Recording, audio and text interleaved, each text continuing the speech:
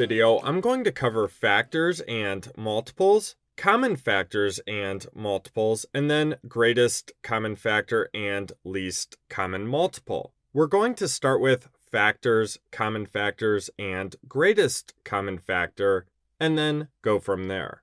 Now, when we think of factors of a number, we need to think, what numbers can we multiply to equal that given number? Or what numbers can we divide that given number by evenly? So divide with no remainder. Now, it's not the most technical or mathematical way to word it, but you can think what numbers go into the given number. This will all make a lot more sense as we go through our example. Let's jump into our example where we have 12 and 18. We're going to list the factors of 12 and 18, then find common factors, and then lastly, find the greatest common factor, which is also referred to as the GCF. Let's start with the factors of 12. And my suggestion would be to always start with 1 and the number itself. We can think of factors in terms of pairs. So 1 times 12 equals 12, or we can divide 12 by those factors, however you want to think about it. So I'm going to write 1 and 12 with a gap in between. That way we can write the other factors in between 1 and 12, and we can write them in order. Now we need to list the other factors of 12. So let's think about what else goes into 12, so to speak.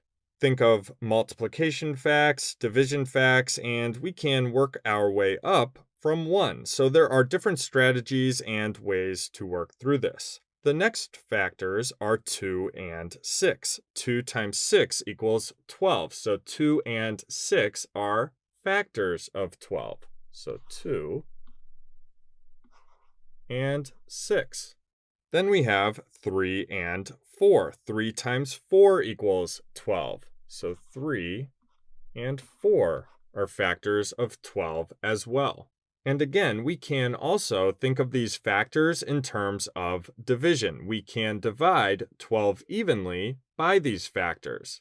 Now, are there any more factors of 12? No, we are done. That's our list of factors for 12. Let's move on to the factors of 18. We will start with 1 and 18. So 1 and 18 with a gap in between. Next, we have 2 and 9. 2 times 9 equals 18. So 2 and 9 are factors. Then we have 3 and 6. 3 times 6 equals 18. So 3 and 6 are factors of 18. And that's it for the factors of 18. You can always try more if you're unsure if you have all of the factors. For example, we can think about 4, 5, 7, 8, and so on, but we are done. That's our list of factors for 18. One thing I do want to mention about factors and writing out these factor lists is that you will get better the more you do. So writing the factors, the spacing of your lists, or whatever else the case may be. So something to keep in mind. Now let's take a look at the common factors between 12 and 18. That just means the factors they share, the factors they have in common. So 1 is a common factor. 2 is a common factor. 3 is a common factor. And then 6 is a common factor. So the common factors between 12 and 18 are 1, 2, 3, and 6.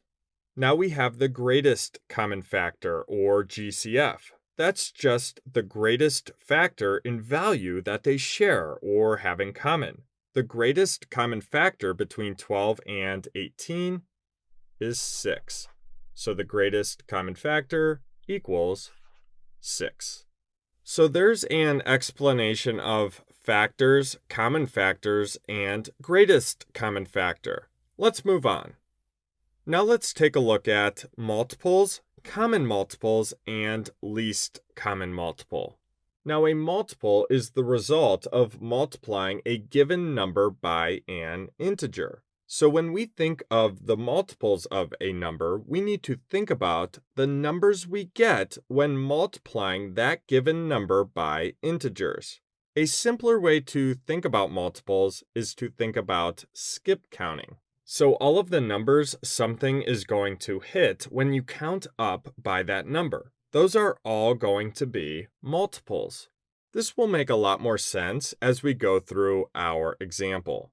Let's jump into our example where we have 6 and 15. We're going to list some multiples of 6 and 15, look at common multiples, and then find the least common multiple, also referred to as the LCM. Let's start with the first 5 multiples of 6, which are 6 times 1, which is 6. 6 times 2 is 12. 6 times 3 is 18. 6 times 4 is 24. And 6 times 5 is 30. So those are the first 5 multiples of 6, and you can see that we just skip counted by 6. 6, 12, 18, 24, 30, so on and so forth.